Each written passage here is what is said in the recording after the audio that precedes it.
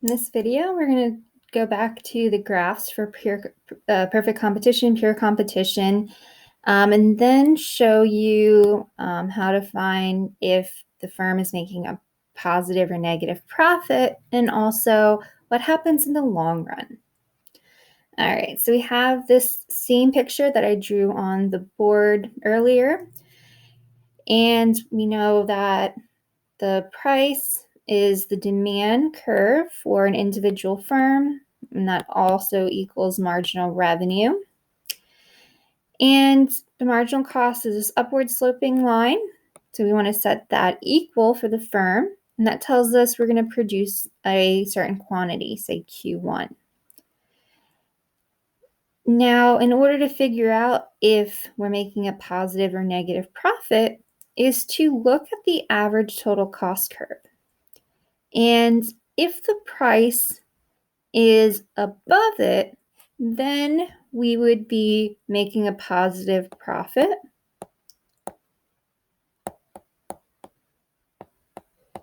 I'm just going to put a positive for positive profit. However, our price is here.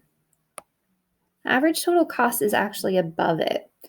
So price is less than average total cost here, and that means we're going to make negative profits.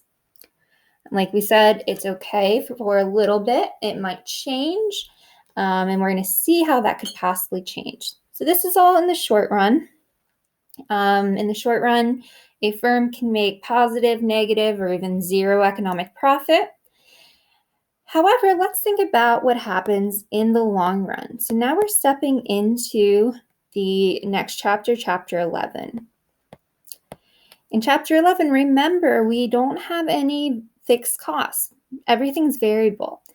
And really what that means for us is that we can expand our factories if we want. We can contract them. And other firms can enter the market if they'd like, or firms can exit, meaning they just do something else. Now, our timing might be a little different than everyone else's, and our decisions might as well, but we all have that freedom. Now, let's say we are making this negative profit, and for some reason, we're going to stay in the business. We're going to keep selling and try to make a positive profit. Maybe we're doing that because we really like this, or it's our family business, we can't get rid of it, whatever the case is, right? So if our profit's negative, that means the profit for other firms is probably going to be negative as well, because we're all very similar. So if everybody's seeing negative profits, some other people that maybe aren't as attached to their business are going to leave. So in the long run, some firms will exit. They're going to end up doing something else. Now let's think about what that changes for the market. And I'm just going to grab a different color so that, just so that I can show you the differences. So if some firms exit, and that's not blue, let's see if I get it.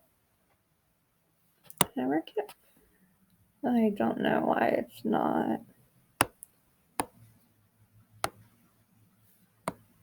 Okay, I don't know what happened. Sorry, everyone. All right, so if some firms are leaving, how do you think that affects the market for wheat or whatever we want to talk about? Well, it's not going to affect demand because these are all sellers, right? This is actually going to affect the supply. And with firms leaving it, there's less firms. That means the supply is going to fall for this market, right? So, like we had before, supply falling is a leftward shift. We'll call it S2. And that leads to a higher price, right? Quantity also lowers as well. We can say that too. So now we're at this higher price. I'm going to try to bring it over here. And now the second price, we're going to, do our same thing. This is now the second demand for the firm. We're going to find where we still use, where marginal cost equals marginal revenue, just at the higher price. And we're up here, making more, which is nice for us. However, now we're above the average total cost curve, this price here. It's higher. That means we're making a positive profit. Hooray. So making a positive one, this first thing was what happened when there was a negative profit in the long run. Now, if profit is positive, though, what do you think other people are going to do?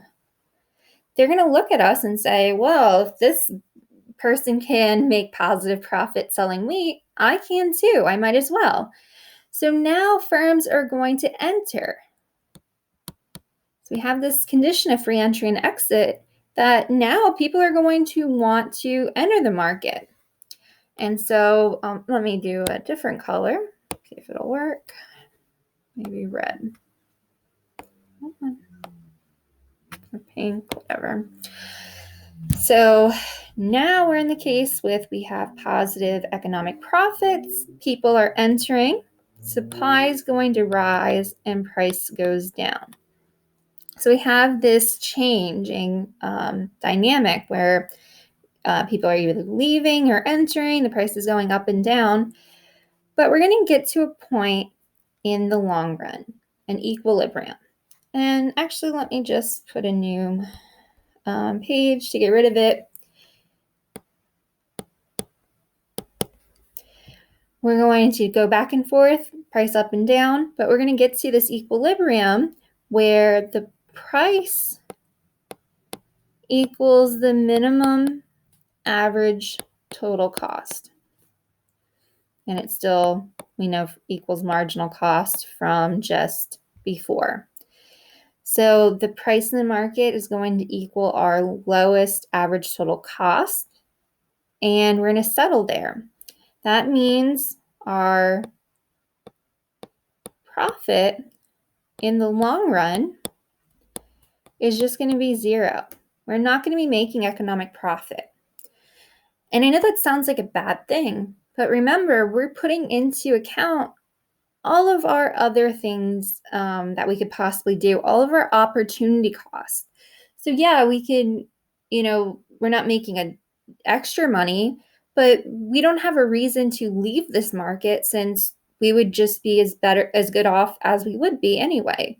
Nothing would really change if we went to another company or if we did something else. So we're happy here. So this is the long run equilibrium conditions, and that will always hold true.